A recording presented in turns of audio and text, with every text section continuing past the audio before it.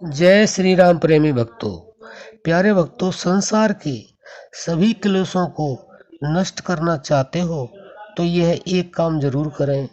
आपके सभी क्लेश समाप्त हो जाएंगे, खत्म हो जाएंगे। भक्तों, बड़े ध्यान से सुनना। बहुत ही धार्मिक और बहुत ही मंगलमय सत्संग है। संतों के निकट जाकर सत्संग श्रवण करना और भक्ति कथा के प्रसंग में रति अर्थात प्रेम होना। जितने भी मनुष्य दान पुण्य आदि स्वरूप शुभ कर्म करता है, इन सब का फल मरने के बाद अर्थात 84 में मिलता है, मगर सत्संग रूपी गंगा में नहाने का फल तो उसी समय मिल जाता है। सच्चा सुख और आनंद संतों की संगति करने से ही मिलता है।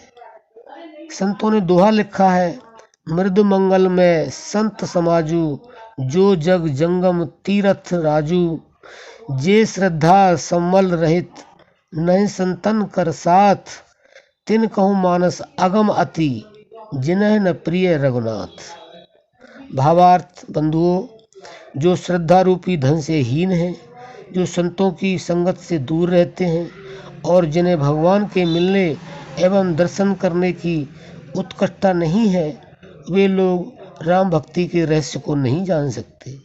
संत महात्मा सभी कालों और सभी देशों में रहते हैं, मगर भाग्यहीन लोग अपने अभिमान के वशीभूत होकर सत्संग से लाभ नहीं उठा पाते हैं। तो भक्तों, आगे और क्या समझाते हैं।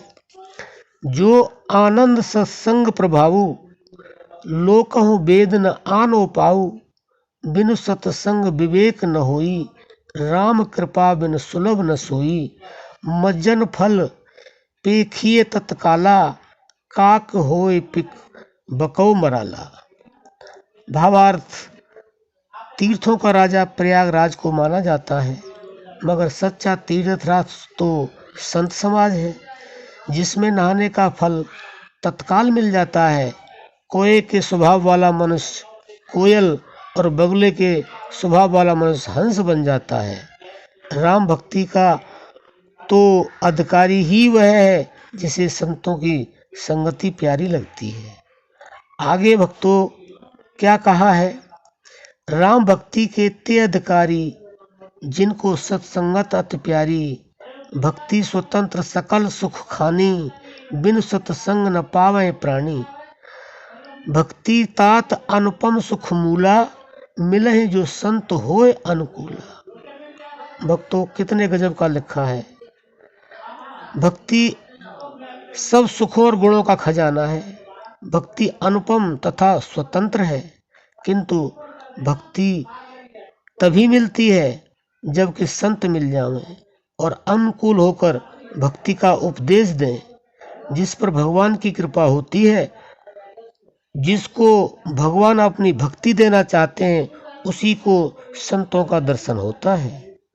तो भक्तों, संतों के मिलने से ही भक्ति मिलती है और भक्ति से में लगने से संसार के सभी क्लेशों का नाश हो जाता है। तो भक्तों, आप समझ गए होंगे हमारे संसार के जितने भी क्लेश हैं वो कैसे खत्म होंगे, वो कैसे कष्ट नष्ट होंगे, वह भक्ति के द्वारा होंगे। तो आप स्थायी रूप से भगवान की भक्ति करें तो भगवान की कृपा भी प्राप्त होगी, आपके सभी क्लेश भी समाप्त होंगे और आपको आनंद ही आनंद मिलेगा। अब हम अपनी वाणी को विश्राम देते हैं। जय श्री राम।